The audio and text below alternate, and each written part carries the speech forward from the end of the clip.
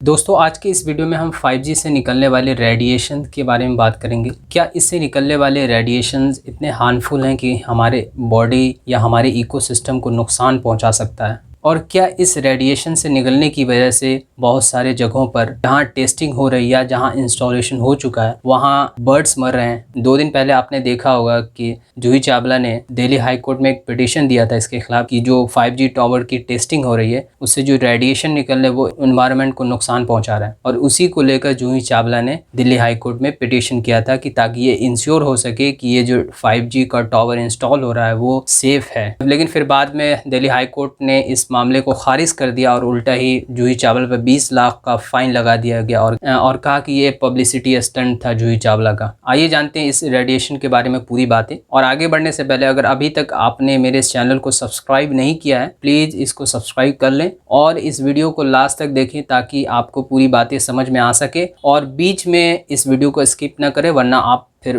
पूरी बात नहीं समझ पाएंगे। दोस्तों क्या आप जानते हैं कि 5G नेटवर्क क्या होता है? और 5G नेटवर्क को समझने के लिए आपको थोड़ा पास्ट में जाना होगा और इसकी हिस्ट्री को देखना पड़ेगा, और पास्ट में पहले 1G को पढ़ना पड़ेगा कि 1G क्या है और फिर 1G के आगे जो G लगा वो क्या है। घबराइए मत, ये कुछ है नहीं, हमने बस आपको समझाने के लिए थोड़ा सा ट्विस्ट कर रहे हैं, इसको मैटर मत कीजिए। तो बेसिकली जो 1G के आगे जो G लगा हुआ है उसका मतलब होता है जनरेशन, यानी कि फर्स्ट जनरेशन, यानी कि हिंदी में आप उसको दौर कह सकते हैं, जिसको हम कहते हैं ना first generation, second generation, third generation, fourth generation और अब फिफ्थ जनरेशन। दोस्तों जब दुनिया में सबसे पहले 1980 में वायरलेस एनालॉग मोबाइल फ़ोन आया था तब उसमें सिर्फ जो फैसिलिटी दी गई थी बस उसमें सिर्फ वॉइस कॉल की फैसिलिटी थी, और उसी दौर को फर्स्ट जी कहते हैं, यानी कि फर्स्ट जनरेशन कहते हैं। मोबाइल नेटवर्क का पहला दौर कहा जाता है, और फिर 1G मोबाइल नेटवर्क 2G के आने से पहले तक चलता रहा, और उसके बाद जब 1990 में इंटायरली डिजिटल फ़ोन आ गया उसके बाद हमने देखा कि 1990 में 2G लॉन्च किया गया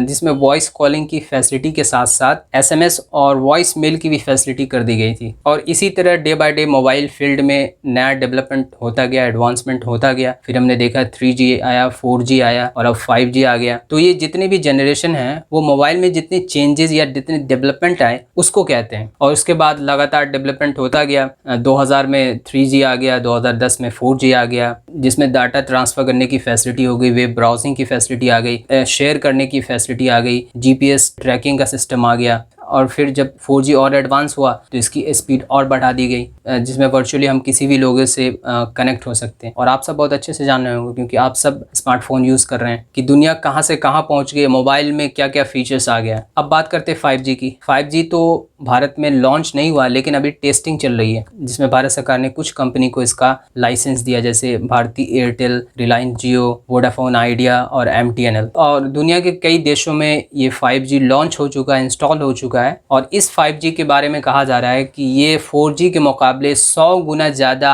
डाटा ट्रांसफ़र और लो लेटेंसी के साथ दुनिया के लिए एक बून है, जिसमें अब इंसान के साथ साथ ऑब्जेक्ट मशीन को भी एक दूसरे से वर्चुअली कनेक्ट किया जा सकता है। मतलब ये कि जो 4G में होता था, 4G में भी ये सब होता था कि मशीन को वर्चुअली कनेक्ट किया जाता था, लेकिन जो 4G में जो लेटेंसी थी वो थोड़ा हाई था। यानी लेटेंसी उसको कहते हैं कि कोई यूज़र किसी मशीन को या किसी ऑब्जेक्ट को कमांड भेजता है तो वो रिस्पॉन्स किस तरह से करता है और कितनी स्पीड करता है, तो उसको लेटेंसी कहते हैं। दोस्तों आज जिस तरह टेक्नोलॉजी डे बाय डे काफ़ी बढ़ रहा है और दुनिया भर में जिस तरह एम्प्लॉयमेंट और बिजनेस बहुत तेज़ी से बढ़ रहा है उसमें टेक्नोलॉजी जो है काफ़ी हेल्पफुल कर रहा है बिजनेस और एम्प्लॉयमेंट को बढ़ाने में। आप ये अंदाज़ा नहीं लगा सकते कि 5G की कनेक्टिविटी कितनी होने वाली है, क्योंकि ये जो 5G कनेक्टिविटी ये काफ़ी रिलायबल रिजल्ट देने वाला है। और 4G के कंपैरिजन में 5G का जो डाटा ट्रांसफ़र रेट और जो रेडियो वेव फ्रीक्वेंसी निकलती है उसकी फ्रीक्वेंसी जो है वो हाई है लेकिन वेवलेंथ है कम है। और हाई फ्रीक्वेंसी होने की वजह से जो सेल टावर है 5G का वो लॉन्ग डिस्टेंस या लॉन्ग वाइड एरिया नेटवर्क को कवर नहीं कर पा रहा है, जिसकी वजह से सॉल्यूशन ये है कि जो 5G का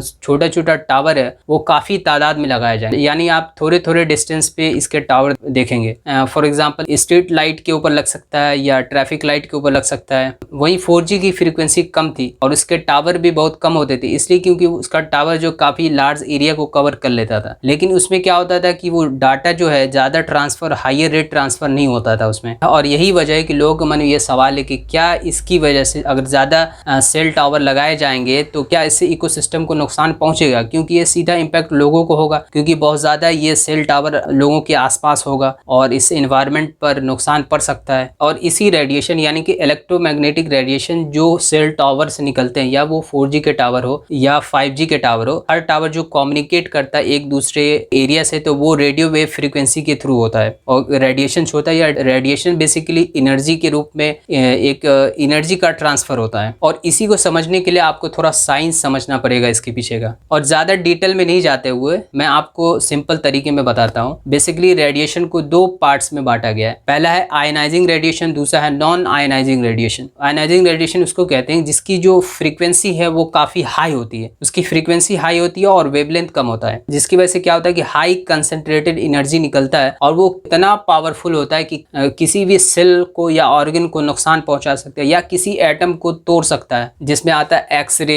और गामा रेज। आप सबने एक्सरे के बारे में देखा होगा, एक्सरे सिटी स्कैन के बारे में जनरली मेडिकल पर्पस के लिए यूज होता है। और वजह यही है कि डॉक्टर बहुत कम रिकमेंड करता है एक्सरे या सिटी स्कैन के लिए, क्योंकि बार बार एक्सरे या सिटी स्कैन कराने से, इसके एक्सपोजर में आने से सेल को या ऑर्गन्स को खतरा हो सकता है, यहाँ तक कि कैंसर होने का खतरा बढ़ जाता है। और इसीलिए कहा जाता है कि एक्सरे या सिटी स्कैन ज़्यादा ना करवाएं। एक्सरे जो एक्सरे मशीन से निकलता है और गामा रे जो रेडियो एक्टिव एलिमेंट है उससे निकलता है। दूसरी तरफ है नॉन आयोनाइजिंग इलेक्ट्रोमैग्नेटिक रेडिएशन, और इसी रेडिएशन के कैटेगरी में ये जो सेल टावर से जो रेडिएशन निकलता है वो आता है, जिसकी एनर्जी बहुत कम होती है और इससे निकलने वाली एनर्जी से बहुत कम नुकसान होता है, क्योंकि इसकी फ्रिक्वेंसी बहुत कम होती है कंपैरेटिवली इसके आयनाइजिंग रेडिएशन के, और इसका वेवलेंथ बड़ा होता है। इसीलिए सेल टावर से निकलने वाले रेडिएशन ज़्यादा खतरनाक नहीं है। लेकिन ये जरूर है कि जो 5G सेल टावर से जो रेडिएशन निकलेंगे उसकी फ्रीक्वेंसी थोड़ा 4G के कंपैरिजन में ज़्यादा होगा, लेकिन नुकसान ज़्यादा नहीं होने वाला है, क्योंकि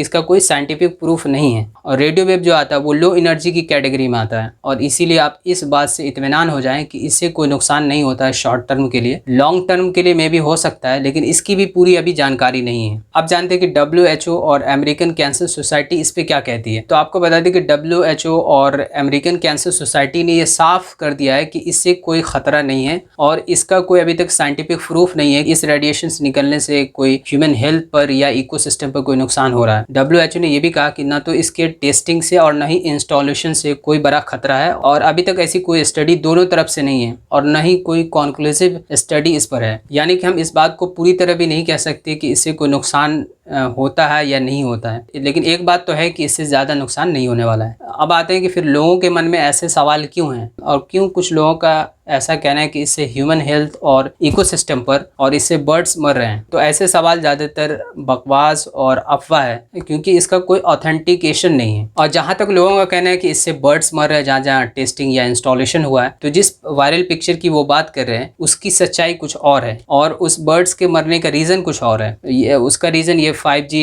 टेस्टिंग नहीं है। दूसरा लोगों का ये भी कहना है कि इसकी वजह से कोरोना फैल रहा है, और ये तो और सबसे बकवास वाली चीज़ है और इसमें कोई सच्चाई नहीं है। और ऐसे सवाल आने के पीछे कुछ मूवी भी है जिसको देखकर लोगों के मन में ऐसे सवाल आ रहे हैं। जैसे आपने देखा होगा कुछ सालों पहले रजनीकांत और अक्षय कुमार ने एक मूवी बनाई थी 2.0, जिसमें ये बताया गया मोबाइल टावर से निकलने वाले रेडिएशन से जो पक्षी हैं वो मर रहे हैं, लेकिन वो मूवी पूरी तरह से साइंस फिक्शनल थी और इसकी कोई सच्चाई नहीं है। और लास्ट में ये मेरा पर्सनल ओपिनियन है कि आप जितना स्मार्टफोन से दूर होंगे उतना ही आपके सेहत के लिए अच्छा होगा, क्योंकि अगर हम एक्सपर्ट की मान लें, WHO की मान लें कि डायरेक्ट इफेक्ट नहीं करता है ये रेडिएशन, लेकिन इनडायरेक्टली ज़रूर इफेक्ट कर रहा है, क्योंकि इसकी वजह से लोग सो नहीं पाते और नहीं सोने की वजह से बहुत सारी बीमारियाँ हो रही है। और मैं भी काफ़ी स्मार्टफोन यूज़ करता हूँ, तो इंक्लूडिंग मी भी। आई होप कि ये वीडियो आपको इन्फॉर्मेटिव लगा होगा। मेरे इस वीडियो को लाइक कीजिए और इस वीडियो को ज़्यादा से ज़्यादा शेयर करें अपने दोस्तों में, अपने रिश्तेदारों में, ताकि ये सच्चाई उन तक भी पहुँच सके।